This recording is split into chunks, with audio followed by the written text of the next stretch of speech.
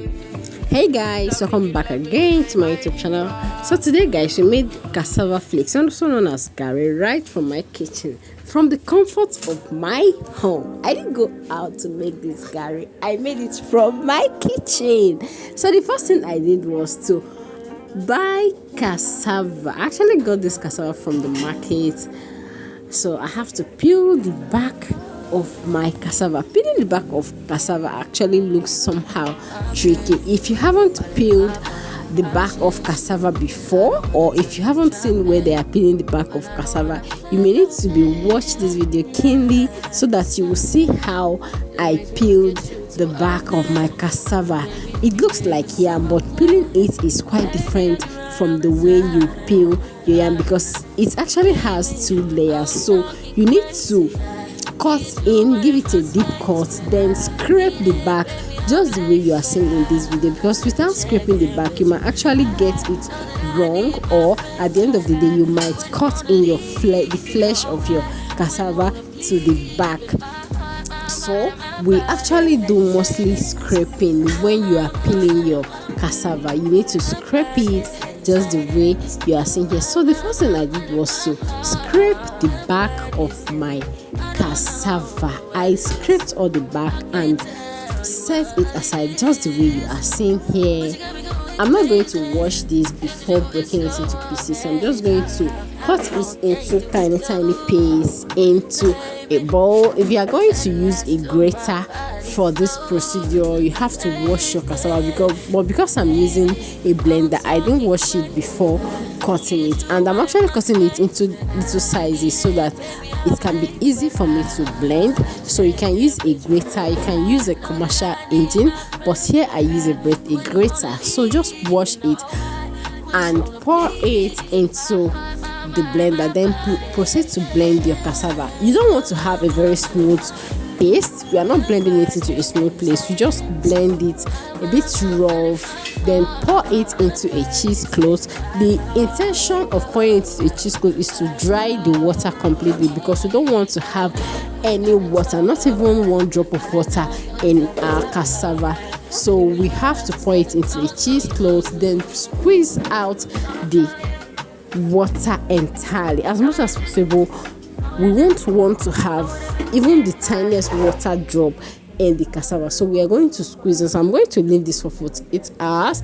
I'm going to put in a very heavy stone on top of the cassava so that the water will drain completely. Here is my cassava. As you can see, it is almost dry, but I'm still going to sun dry it, because without sun drying it I might end up having a burnt garri while I'm frying it. So I just have to. So here is what my cassava looks after sun drying this. I actually use a very hot sun. You can use a dehydrator to dry it, but while using a dehydrator you need to be very careful so that you won't get it overburnt. So the best thing is to sun dry it so that you can get rid of the water in it. So at this point my cassava is already sun dried and there is no more water.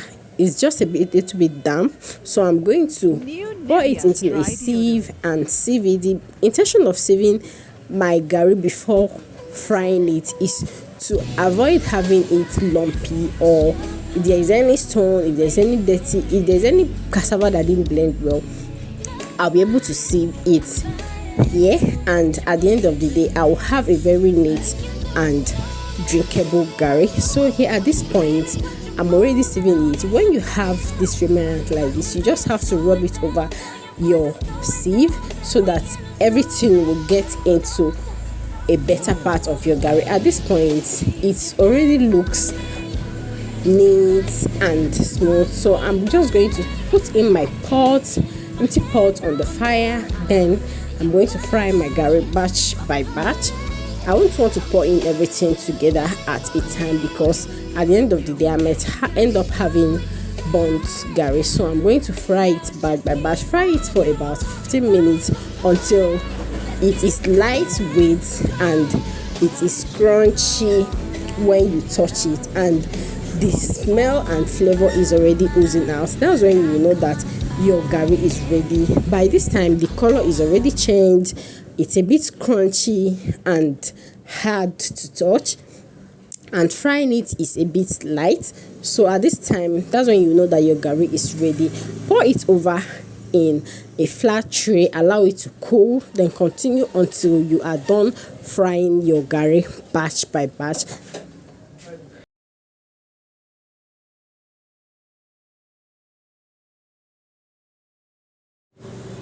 You see this now, this is exactly how it will look when it's ready. Touch it and feel the hardness and the crunchiness.